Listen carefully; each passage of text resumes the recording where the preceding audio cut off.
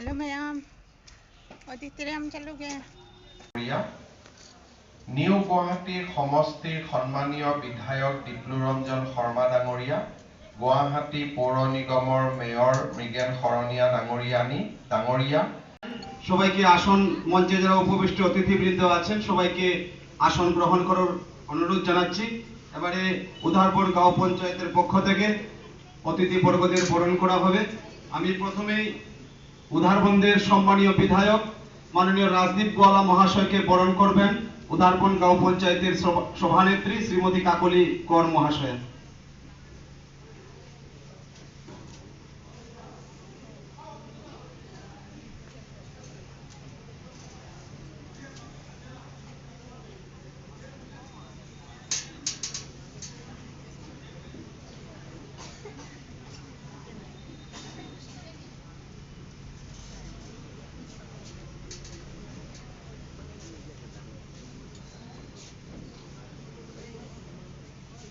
অভিষেক ভট্টাচার্য মহাশয়কে মঞ্চে আসার জন্য অনুরোধ রাখছি।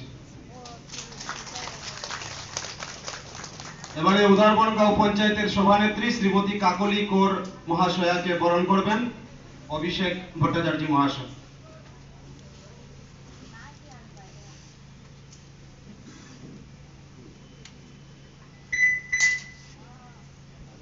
মৌটুশ্রী চৌধুরী মহাশয়কে মঞ্চে আসার জন্য অনুরোধ রাখছি।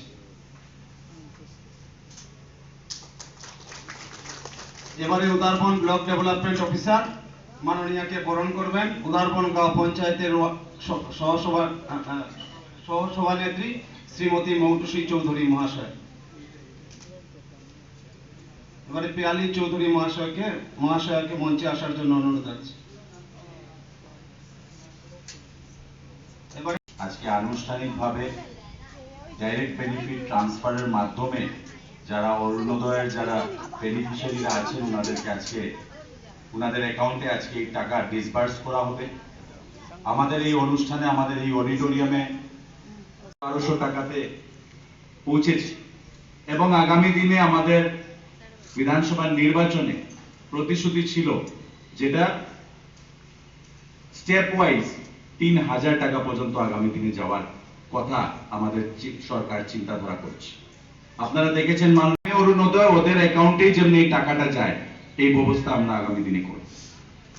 আপনারা শুনেছেন এই যে আধারের যে বিষয়টা আমাদের মাননীয় মুখ্যমন্ত্রী বলেছেন, আধারের সিডিং যেটা করা হয়, আধারকে যেটা লিংক করার বিষয়টা প্রায় 2000 মহিলারা এখনো 2010 জন এখনো এটাতে করেননি এবং যখন পর্যন্ত ওনারা আধার সিডিং করবেন না ওনারা কিন্তু এই ধন লাভ করতে সক্ষম হবেন না।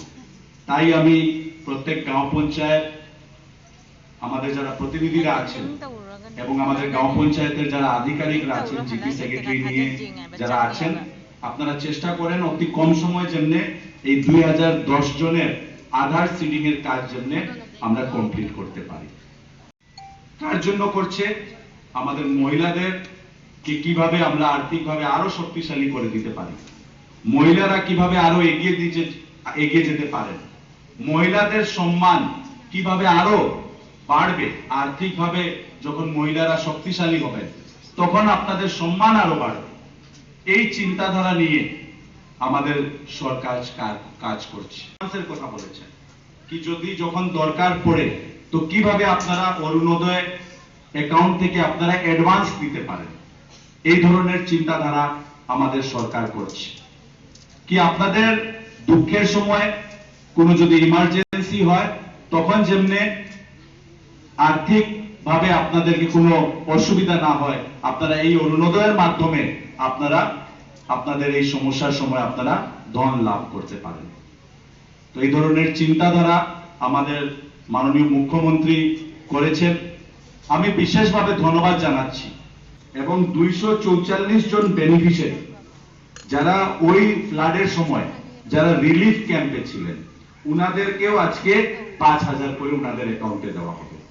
আজকে আনুষ্ঠানিকভাবে আমরা 5-6 জনকেই আমরা আজকে এই স্যাংশন লেটারটা তুলে ধরবো, কিন্তু আজকে প্রায় 1092 জন আরো উনারা উনাদের অ্যাকাউন্টে এই অনুদানটা ওনারা ডিবিটির মাধ্যমে দেওয়া হবে। তো আজকে এই ফাইলটা পড়েছিল ডিজাস্টার ম্যানেজমেন্টের বিভাগে, তো আমরা গুয়াহাটিতে আলাপ আলোচনা করে মাননীয় মুখ্যমন্ত্রীর সহায়তাতে আজকে এই অনুদান আমরা পেয়েছি। এবং এই বছরও আমরা দেখেছি বিভিন্ন জায়গা থেকে ফ্লাড বা সাইক্লোনে যারা ক্ষতিগ্রস্ত হয়েছেন, উনারাও আগামী কয়েকদিনের মধ্যে আমরা চেষ্টা করব কি উনারা কিছু ক্ষতিপূরণ জন্য সরকারের পক্ষ থেকে পান, তার জন্য আমরা চেষ্টা করব।